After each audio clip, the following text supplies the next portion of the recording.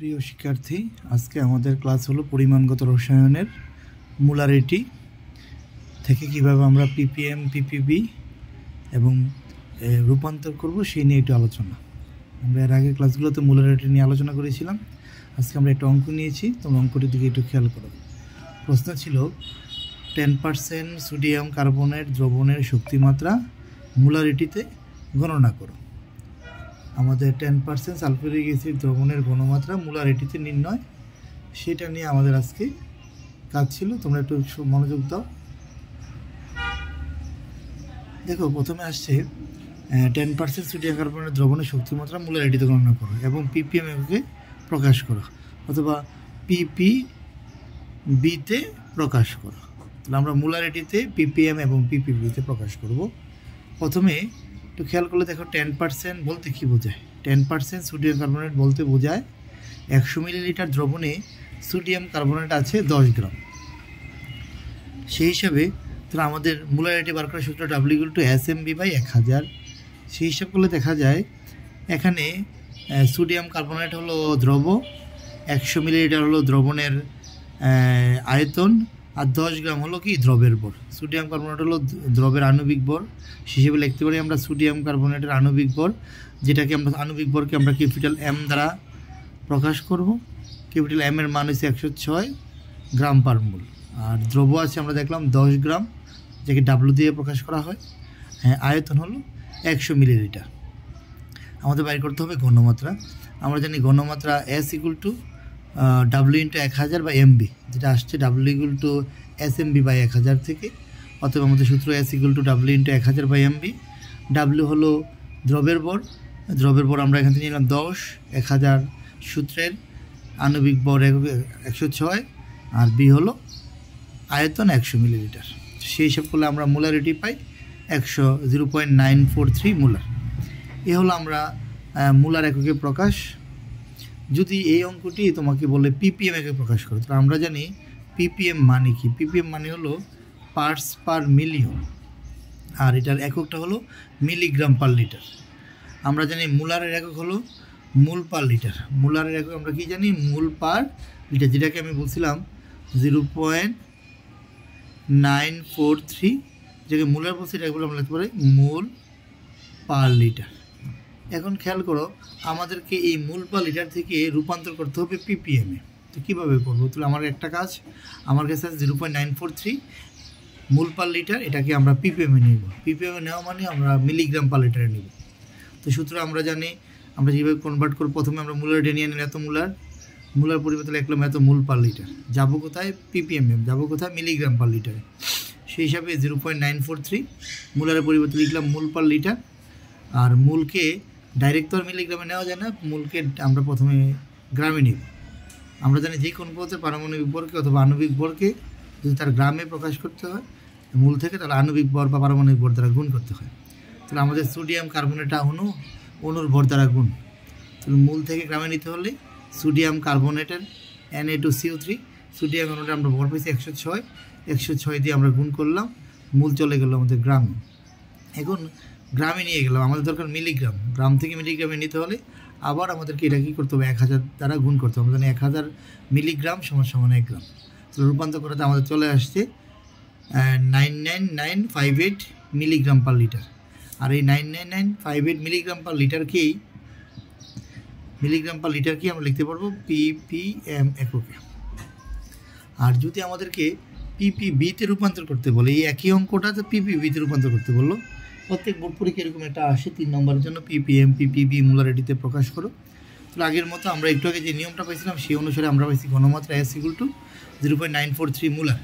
আমরা জানি মোলার জানি আমরা মোল পার লিটার নিলাম, আমরা মোল পার লিটারে। মোল পার লিটারকে যদি তার পারমাণবিক ভর দ্বারা গুণ করি অথবা আণবিক ভর দ্বারা গুণ করি, আণবিক ভর হচ্ছে 106, গুণ করলে গ্রাম পার লিটার। এই যে গ্রাম পার লিটার গেলাম, এটা হলো আমাদের এই গ্রাম পার লিটার থেকে আমরা একটু গ্রাম পার লিটার গিয়েছিলাম। গ্রাম পার লিটার থেকে যদি আমরা 10⁻³ দিয়ে গুণ করি তাহলে মিলিগ্রাম পার লিটার হবে, আর 10⁶ দিয়ে গুণ করলে মাইক্রোগ্রাম পার লিটার হবে।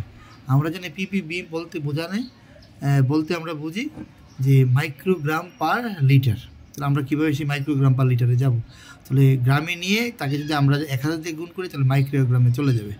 আর এই তাহলে আমাদের রেজাল্ট আসবে এইটা এটার পরিবর্তে আমরা লিখতে পারবো 99958000 ppb। তাহলে আমরা সহজে যদি একটি কথা যদি মনে রাখি, 3টা একক যদি মনে রাখি, তাহলে অঙ্কগুলো করতে আমাদের সহজ হবে। এক হচ্ছে মোলারিটি মানে মোল পার লিটার, আর ppm হচ্ছে মিলিগ্রাম পার লিটার, আর ppb হলো মাইক্রোগ্রাম পার লিটার। প্রথমে আমাদেরকে মোল পার লিটার নিয়ে নিতে হবে। মোল পার লিটারকে 106 দ্বারা পারমাণবিক ভর দ্বারা গুণ করলে আমরা চলে যাব মিলিগ্রামে, আর 10⁶ দিয়ে গুণ করলে চলে যাবো আমরা কি মাইক্রোগ্রামে। এই ছিল আমাদের একটা ইম্পর্টেন্ট টপিক্স। এখন আমরা নতুন আরেকটা আমাদের সামনের দিকে যে মিশ্রণের প্রকৃতি বা অন্য কিছু প্রকাশ করার জন্য আমাদের কিছু অঙ্কের দিকে যাইতে হবে। সেই অঙ্কগুলো করতে হলে আমাদের অম্ল এবং অম্লের ক্ষারকত্ব এবং ক্ষারকের অম্লত্ব, এই দুইটা জিনিস আমাদের খুব ভালোভাবে জানতে হবে, এবং এর মধ্যে কিছু ব্যতিক্রম সেগুলো নিয়ে আলোচনা করবো এখন। তো খেয়াল করো, আমাদের প্রথম যে অংশটা আমরা লিখছি এখানে, আমরা খেয়াল করলে দেখবে আমরা এখানে লিখছি প্রথমে অম্লের ক্ষারকত্ব। তো সংখ্যাটা আমাদের কি আসবে? অম্লের ক্ষারকত্ব। আমি যে লিখি এখানে লিখে রাখছি, তোমরা পরে লিখে নিতে পারবা। অম্লের ক্ষারকত্ব, এক ক্ষারকীয় অ্যাসিড। অম্লের ক্ষারকত্ব প্রকাশ করার জন্য প্রথমে আমরা এক ক্ষারকীয় অ্যাসিডের সংখ্যাটা দিই। যে সকল অ্যাসিড 1 মোল হাইড্রোজেন প্লাস বা প্রোটন দান করে অথবা 1 মোল হাইড্রোক্সিল প্রশমিত করে তাকে এক ক্ষারকীয় অ্যাসিড বলা হবে। তো এক ক্ষারকীয় অ্যাসিডের সংখ্যাটা যদি আমি দিতে পারি, যে সকল অ্যাসিড যেমন HCl একটি প্রোটন, মানে HCl কী করতে পারবে? একটা প্রোটন দান করতে পারবে। অথবা যে সকল অ্যাসিড 1 মোল OH আয়নকে প্রশমিত করতে পারবে তাদেরকে আমরা এক ক্ষারকীয় অ্যাসিড বলতে পারবো। আমরা যে উদাহরণ দিই HCl এবং নাইট্রিক অ্যাসিড, দেখো HCl উদাহরণটা খেয়াল করো। HCl এর সাথে আমরা সোডিয়াম হাইড্রোক্সাইড ব্যবহার করলাম, তাহলে দেখা গেল HCl একটা প্রোটন দান করতে পারে। এভাবে HCl যদি আমরা নিই, সেই HCl একটা প্রোটন দান করার ক্ষমতা রাখে। এটা হলো প্রথম কথা অনুসারে একটি প্রোটন দান করতে পারে তাকে এক ক্ষারকীয় অ্যাসিড বলবো। অথবা এক ক্ষারকীয় অ্যাসিড আমরা এভাবে বলতে পারবো, এমন অ্যাসিড যে অ্যাসিড একটা OH আয়নকে প্রশমিত করতে পারে। দেখো একটা HCl এখনো সোডিয়াম হাইড্রোক্সাইড প্রশমিত করতে পারছে, এই জন্য আমরা বলতে পারবো HCl এর ক্ষারকত্ব হলো 1। ক্ষারকত্বকে আমরা আবার তুল্য সংখ্যা বলতে পারি। তুল্য সংখ্যা এগুলো কি ক্ষারকত্ব বলা যায়। কোন অ্যাসিড ক্ষারকত্ব বলতে বোঝায় কত মোল ক্ষারককে সে কী করে? প্রশমিত করে বা প্রশমন ঘটাতে পারে, তাকে বলো ওই অ্যাসিডের কি ক্ষারকত্ব। তাহলে এই অ্যাসিডটা একটা ক্ষারকে প্রশমিত করতে পারে, অতএব এটাকে বলা হয় অ্যাসিডের কি ক্ষারকত্ব। এখন আমরা যদি দ্বিক্ষারকীয় অ্যাসিড চিন্তা করি, তাহলে আগের অনুসারে একটা H+ দান করতে পারলে এক ক্ষারকীয় অ্যাসিড, আর যদি দুইটা H+ দান করতে পারে তাকে আমরা দ্বিক্ষারকীয় অ্যাসিড বলতে পারবো। 2 মোল H+ দান করলে তাকে দ্বিক্ষারকীয় অ্যাসিড বলা যাবে। যেমন সালফিউরিক অ্যাসিডের ক্ষারকত্ব কত? 2, কারণ সে দুইটা H+কে প্রশমিত করতে পারে। অথবা আমরা বলতে পারি সালফিউরিক অ্যাসিড দুইটা OH আয়নকে কী করতে পারে? প্রশমিত করতে পারে। তো একইভাবে ত্রিক্ষারকীয় অ্যাসিড 3টে H+ প্রদান করতে পারে, যেমন H3PO4। H3PO4 দেখা যায় সোডিয়াম হাইড্রোক্সাইডের সাথে বিক্রিয়া করলে এখানে 3টা সোডিয়াম হাইড্রোক্সাইডকে কী করতে পারে? প্রশমিত করতে পারে। এই জন্য H3 আমরা এখানে সমতা বিধান করি, তাহলে এখানে দেখা যাবে সোডিয়াম হাইড্রোক্সাইডের সামনে 3 চলে আসবে।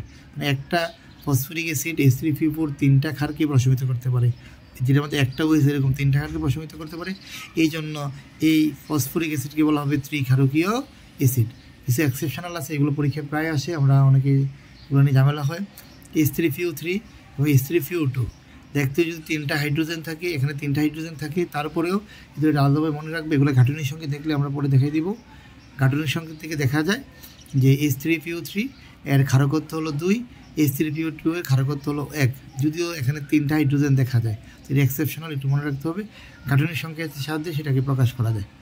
সবটা আমি একটু সামারিটা নিই। এখন আমরা যে অংশটা নিয়ে আলোচনা করতেছি সেই অংশটাকে বলা হবে অম্লের ক্ষারকত্ব। মানে একটা অম্ল কয়টা ক্ষারকে প্রশমিত করতে পারে সেই হিসাবে তাকে আমরা ক্ষারকত্ব বলি। আবার ক্ষারকত্ব তুল্য সংখ্যার সমান। যদি আমরা HCl নেই, সে দেখা যায় একটা H+ প্রদান করতে পারে, অথবা আমরা যদি HCl নেই দেখা যায় সে একটা সোডিয়াম হাইড্রোক্সাইড একটা OH আয়নকে প্রশমিত করতে পারে। এই জন্য তাকে আমরা এক ক্ষারকীয় অ্যাসিড বলবো। একইভাবে দ্বিক্ষারকীয় অ্যাসিড বলবো যদি সে 2টা H+ প্রদান করতে পারে, অথবা 2টা ক্ষারকের OH আয়নকে প্রশমিত করতে পারে। একইভাবে ত্রিক্ষারকীয় অ্যাসিড বলবো যে 3টা হাইড্রোজেনকে প্রশমিত করতে পারে। সামনে খুব দ্রুত আমরা সৃজনশীলের জন্য এগুলো কাজে লাগবে। উদ্দীপকে দেওয়া থাকবে না, বলবে এক ক্ষারকীয় অ্যাসিড, তাহলে তুমি যে কোনো এক ক্ষারকীয় অ্যাসিড নিতে পারো। দ্বিক্ষারকীয় অ্যাসিড নিলে সালফিউরিক অ্যাসিড নিতে পারো, ত্রিক্ষারকীয় অ্যাসিড নিলে তুমি ফসফরিক অ্যাসিড নিতে পারো। এক্সেপশনালি দুইটা একটু মনে রাখবো, বহু নির্বাচনের জন্য আসে। তাহলে এটা অম্লের কি ক্ষারকত্ব। আমরা যদি উল্টাভাবে চিন্তা করি, এখন আমাদের ক্ষারকের অম্লত্ব, এখন আমাদের আসবে ক্ষারকের অম্লত্ব। একটু খেয়াল করো, ক্ষারকের অম্লত্ব উল্টাভাবে চিন্তা করলাম, একটা ক্ষার কয়টা অ্যাসিডকে প্রশমিত করতে, সেই হিসাব করে আমরা ক্ষারকের অম্লত্ব হিসাব করতে পারবো। কোনো ক্ষার যত মূল হাইড্রোজেনকে প্রশমিত করতে পারে কিংবা যত মূল ওএইচ আয়ন দান করতে পারে তাকে বলে ক্ষারকের অম্লত্ব। কী বোঝা গেল? একটা ক্ষার যতটা হাইড্রোজেন আয়নকে প্রশমিত করতে পারে অথবা একটা ক্ষার যতটা ওএইচ আয়ন প্রদান করতে পারে, ওইটার উল্টা, তাকে বলা হবে ক্ষারকের অম্লত্ব। তাহলে আমরা সোডিয়াম হাইড্রোক্সাইড দিকে খেয়াল করি, সোডিয়াম হাইড্রোক্সাইডের মধ্যে একটা ওএইচ আছে, অতএব সে একটা ওএইচকে দান করতে পারে অথবা সে একটা অ্যাসিডের H+কে প্রশমিত করতে পারে। এই জন্য সোডিয়াম হাইড্রোক্সাইডকে বলা হবে এক ক্ষারীয়, এক অম্লীয় কি ক্ষার। সোডিয়াম হাইড্রোক্সাইড বলবো আমরা এক অম্লীয় ক্ষার। তাহলে দ্বি অম্লীয় ক্ষার কোনটা হবে? একইভাবে যে যত মূল, সে যদি দুইটা ওএইচ আয়ন দান করতে পারে অথবা দুইটা H+ কী করতে পারে, প্রশমন করতে পারে। যেমন উদাহরণ হিসেবে আমরা ম্যাগনেসিয়াম হাইড্রোক্সাইড, ক্যালসিয়াম হাইড্রোক্সাইড নিতে পারি। ম্যাগনেসিয়াম হাইড্রোক্সাইডের দিকে খেয়াল করো, ম্যাগনেসিয়াম অক্সাইড এসির সাথে বিক্রিয়া করলে ম্যাগনেসিয়াম ক্লোরাইড এবং পানি উৎপন্ন করে। সমতা বিধান করলে দেখা যায় কোনো ম্যাগনেসিয়াম হাইড্রোক্সাইড কী করতে পারে, দুইটা HCl-কে প্রশমিত করতে পারে। অতএব আমরা বলতে পারি এই ম্যাগনেসিয়াম হাইড্রোক্সাইড হলো দ্বি অম্লীয় ক্ষার। একইভাবে আমরা ত্রি অম্লীয় ক্ষার যদি চিন্তা করি, যে তিনটা ওএইচকে প্রশমিত করতে পারে, যেমন অ্যালুমিনিয়াম হাইড্রোক্সাইড। তাহলে আমাদের কিছু বহু নির্বাচনী আসে, ইম্পর্টেন্ট টাইপের বহু নির্বাচনী আমরা অনেকবার এডমিশনের প্রশ্ন থেকে দেখছি আমরা। এখন যদি দেখি আমরা অ্যালুমিনিয়াম অক্সাইড এর অম্লত্ব কত? 6। অ্যালুমিনিয়াম হাইড্রোক্সাইড অম্লত্ব 6 কেন? তাহলে অ্যালুমিনিয়াম হাইড্রোক্সাইড আমরা নিলাম, অ্যালুমিনিয়াম অক্সাইড নিলাম, অম্লত্ব 6। আমরা অনেকে এটাকে অম্লত্ব 3 দিয়ে দিই, অ্যালুমিনিয়াম দেখি যোজনী 3, এই জন্য আমরা 3 মনে করে ফেলি। একটু সাবধান, এখান থেকে দেখা যায় অ্যালুমিনিয়াম অক্সাইডের সাথে আমরা যদি HCl-কে নিই, আমরা HCl-কে নিলাম কারণ এটার মধ্যে একটাই হাইড্রোজেন আছে। তো আমরা দেখতে পারবো এরকম একটা অ্যালুমিনিয়াম অক্সাইড কয়টা হাইড্রোজেনকে প্রশমিত করতে পারে। হিসাব করলে দেখা যায় অ্যালুমিনিয়াম হাইড্রোক্সাইড বিক্রিয়া করে অ্যালুমিনিয়াম ক্লোরাইড এবং পানি উৎপন্ন করে, এক অণু অ্যালুমিনিয়াম অক্সাইড 6 অণু HCl-এর সাথে প্রশমিত করতে পারে। অতএব অ্যালুমিনিয়াম হাইড্রোক্সাইডকে বলবো আমরা 6 অম্লীয় ক্ষার। আর সোডিয়াম কার্বনের অম্লত্ব কত? 2।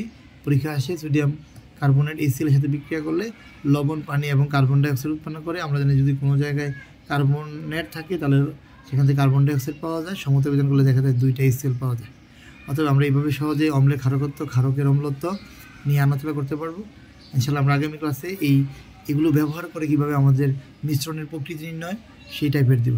তো সবাই ভালো থাকো, আল্লাহ হাফেজ।